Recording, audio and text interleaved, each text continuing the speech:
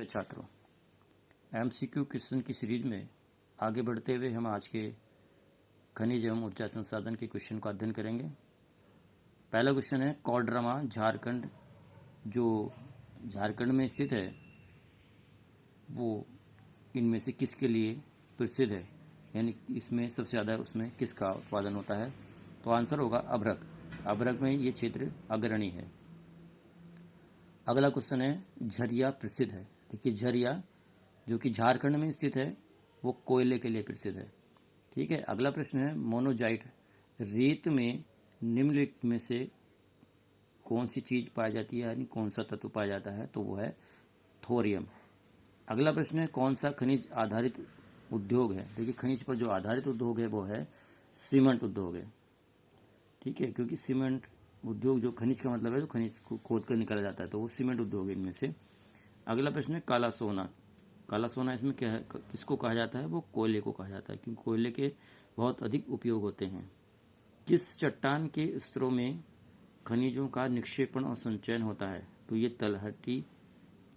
तलछटी चट्टानें जो होती हैं उनमें इनका निक्षेपण और संचयन होता है। अगला प्रश्न है, अंकिलेश्वर प्रसिद्ध है। देखिए, अंकिलेश्वर जो प्रसिद्ध है, जो कि गुजरात में स्थित है, वो खनिज तेल के लिए प्रसिद्ध है। अगला प्रश्न है, भारत में पवन ऊर्जा का विशाल केंद्र स्थित है। तो ये तमिलनाडु में स्थित है। अगला प्रश्न है, आधारभूत उद्योग है। देखिए, आधारभूत उद्योग वो होता है जो सबसे पहले जिस पर अन्य उद्योग आधारित होते हैं। ठीक है, तो सबसे पहला उद्योग इसमें कौन सा होता है, वो लोहा है। तो लोहा इसमें आधारभूत उद्योग हुआ। अगला प्रश्न है, एंथ्रासाइट का संबंध किस खनिज से है। तो एंथ्रासाइट का संबंध जो है वो कोयले से है। अगला प्रश्न, ऊर्जा का परंपरागत स्रोत है। देखिए, ऊर्जा का परंपरागत स्रोत है कोयला है, प्राकृतिक गैस है, पेट्रोलियम है। उपरोक्त सभी, यानी कि सभी इसका आंसर है।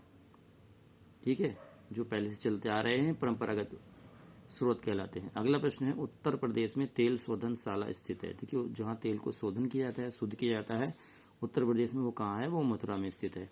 अगला प्रश्न है, ऊर्जा का गैर परंपरागत स्रोत है। तो ऊर्जा का गैर परंपरागत स्रोत है वो परमाणु ऊर्जा है, सौर ऊर्जा भी है, पवन ऊर्जा भी है, और यानी कि इनमें तीनों में से तीनों सही हैं। अगला प्रश्न है, नरोरा परमाणु केंद्र स्थित है।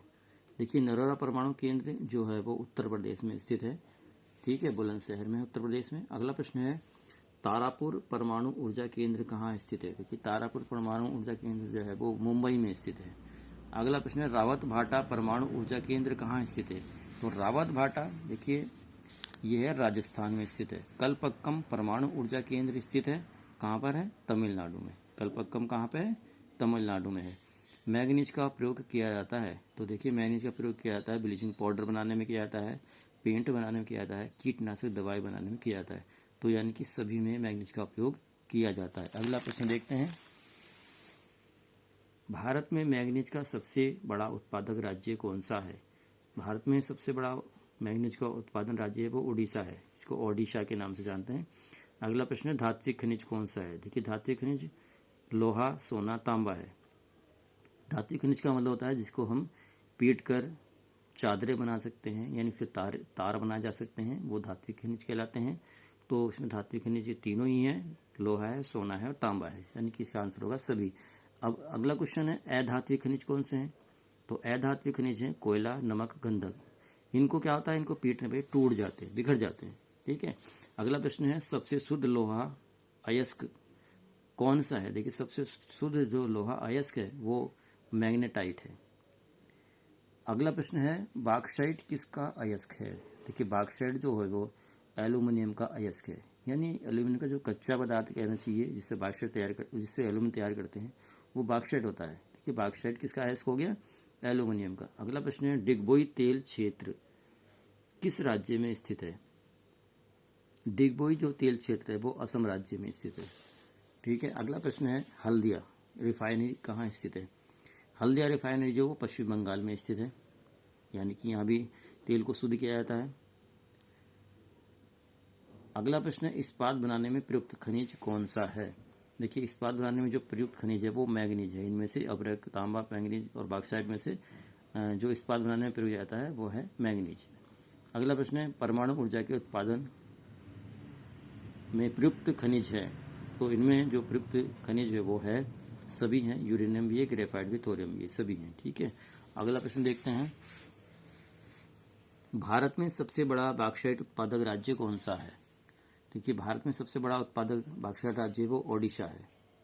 ठीक है, अगला प्रश्न है, चूना पत्थर किस उद्योग का आधारभूत कच्चा माल है? यानी चूना पत्थर से बाद में कौन